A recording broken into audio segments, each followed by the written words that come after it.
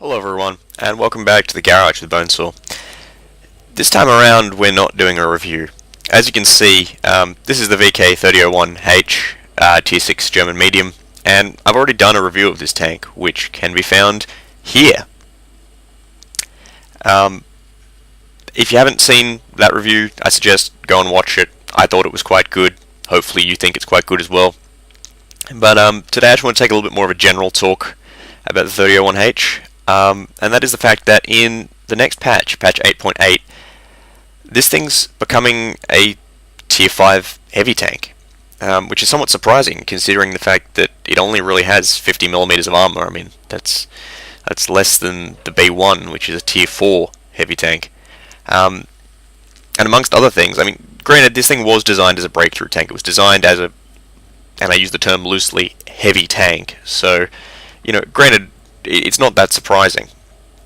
My biggest concern, however, is that I've heard from several reliable sources that it will be losing this gun, the 88 L56, which it's my preferred gun of choice on the German tier 6 mediums. I very much like it. I know other people prefer the 75mm L70 or the 75mm Kernish on the 3601H.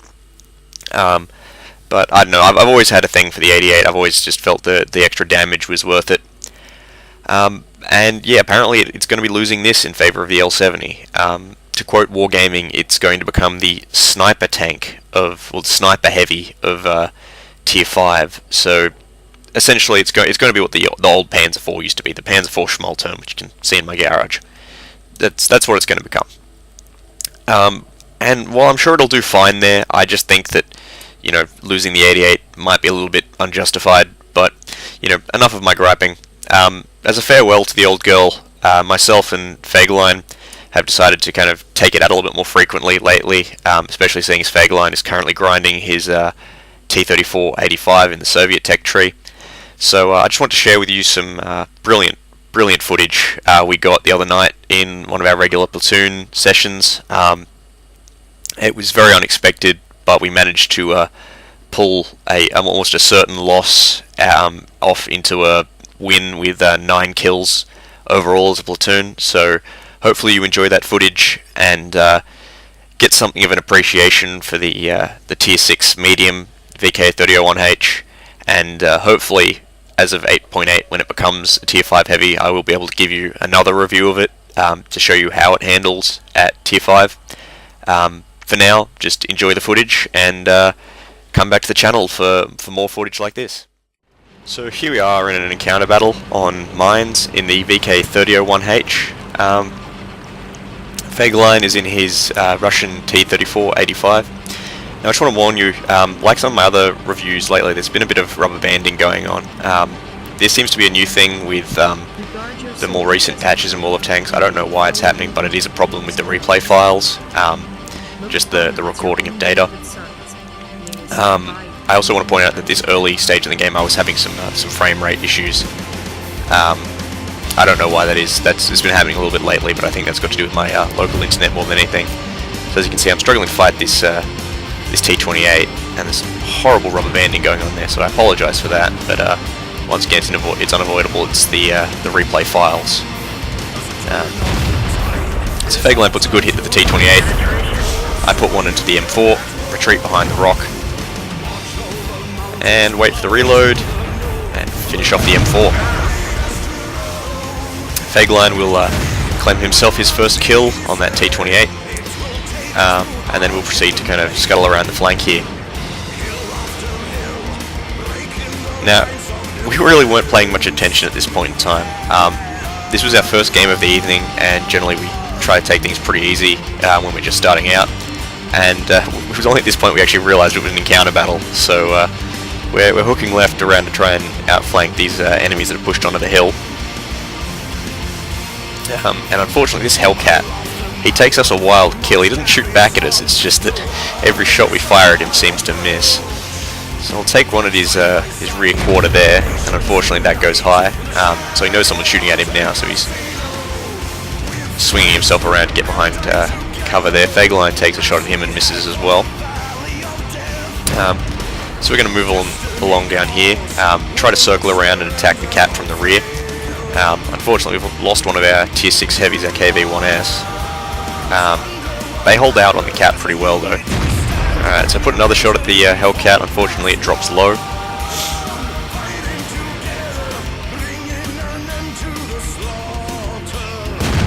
Finally get the Hellcat. I do take a minor hit from the M5A1 Stuart there, but I bounced the second one off my turret.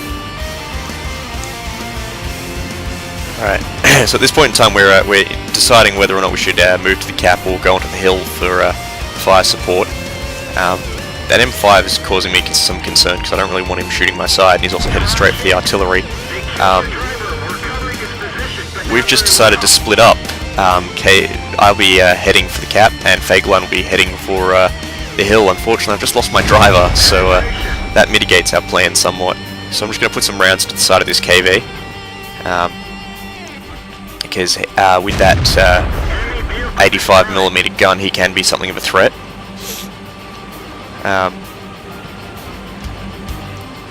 So unfortunately, the Stuart's taken out our artillery. Not much we can really do there. But as vengeance, Fagerline is going to go and hunt down the remaining enemy artillery. I'm trying to get shots onto the Cap, but I really don't want to expose myself too much. I only have 259 health remaining, and that's enough for any of the large caliber guns in the enemy team to take me out. So I'm going to move around here, luckily avoiding some fire from the Jackson there. Putting myself behind cover, really trying to just interpose anything I can between me and the enemy guns. Just sneak around and bring my 88 to bear. So I'll try and get a shot on this Su-100, but the Matilda takes him out with some good shooting. Once again, trying to maneuver myself into a position to assist the Cap without really taking any damage. Without my driver, my movement speed is somewhat restricted, so I really need to be careful. Alright, Jackson takes a shot at the Matilda and misses. I really got to get past this KV-1S. I really don't want him shooting at me, so it's the mad dash to get behind cover in this house here. Fortunately, I take a hit from the 820, and that actually does a substantial amount of damage. And my tracks saved my life from that Jackson. Now that shot just took out his engine, and the artillery's calling GG. I'm on 8 health right now. Take out the Jackson. Move around to engage the 820. Fagerline's coming to back me up. He's taking on the KV-1S. Bit of rub banding there. Take out the 820. Alrighty. We've taken this from a 4 down loss to 2 versus 1 on a KV-1S. Final shot on the KV-1S to take him out. That's 6 kills to me, 3 kills to Fagerline. German steel. That is how you carry a game, ladies and gentlemen. For our first game of the evening, we thought that was pretty damn good. I hope you enjoyed it, and I apologize once again for the rubber banding. That's once again a problem with the replay files, but hopefully this has inspired you to go out and carry some games yourself. So good luck with that. I wish you all the best.